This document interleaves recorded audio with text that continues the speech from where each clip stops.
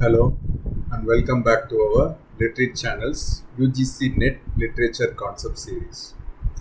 I'm Kanan Prasad and today we are exploring another essential literary concept that has appeared in previous UGC NET exams. Today's term is aphorism. This concept appeared in the July 2018 paper and falls under our rhetorical and structural terms cluster. Let's examine aphorism. The word derives from the Greek term aphorismos, meaning definition or pithy sentence.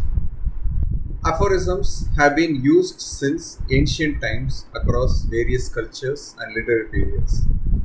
They were particularly prominent in classical Greek and Roman literature, medieval wisdom literature, Renaissance thought, and continue to be important in modern and contemporary writing.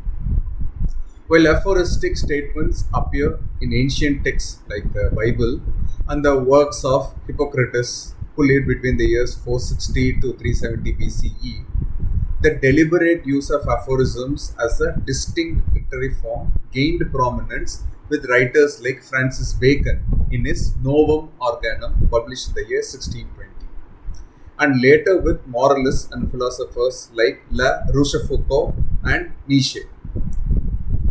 Simply put, an aphorism is a concise, memorable statement expressing a general truth or principle in a striking manner.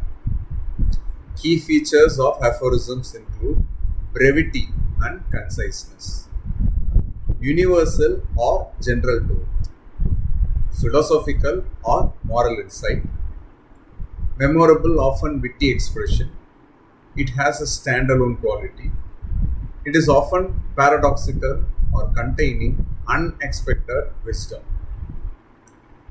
For UGC NET, remember that to err is human was correctly identified as an aphorism in the July 2018 question paper. The question also highlighted that aphorisms are often philosophical in nature. Let's explore some famous examples of aphorisms that might appear in UGC NET questions.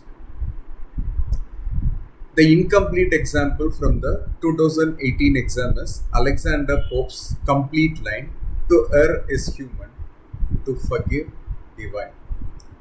This exemplifies how aphorisms condense profound human truths into memorable phrases. Francis Bacon's essays are rich with aphorisms such as "Knowledge is power" and "Reading maketh a full man, conference a ready man, and writing an exact man."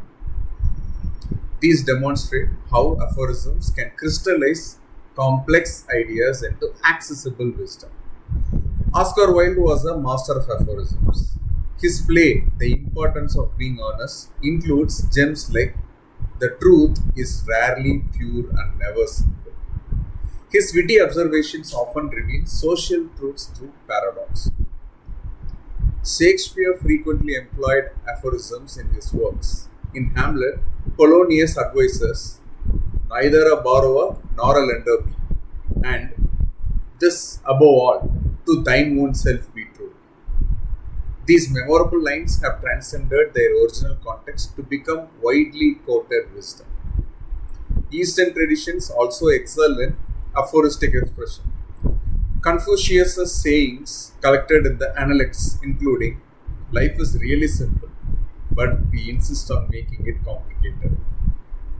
The ancient Indian Hitopadesha contains aphorisms like "Education is the best wealth." Modern writers continue this tradition.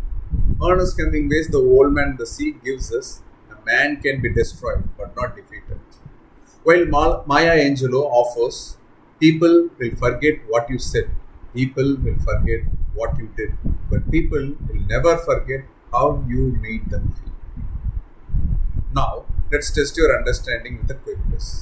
Which of these is the best example of an aphorism? Option A: she walked slowly down the long winding path that led to the ancient house on the hill. Option B: life is short, art long, opportunity fleeting, experience treacherous, judgment difficult. Take a moment to think about it. If you wish, pause the video, and the answer is B. This quote attributed to Hippocrates exemplifies an aphorism perfectly. It expresses universal truths about life and art in a concise, memorable manner. Statement A is merely a descriptive sentence without the philosophical insight or general truth characteristics of aphorisms. Remember, an aphorism is a terse statement expressing a general truth, often with philosophical underpinning. For a UGC NET exam, be prepared to identify aphorisms and understand their structural and rhetorical significance.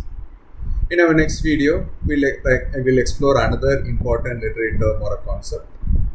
Thank you very much for watching Literate channel. Please feel free to comment on any queries you may have about the videos. Happy learning. Thank you very much.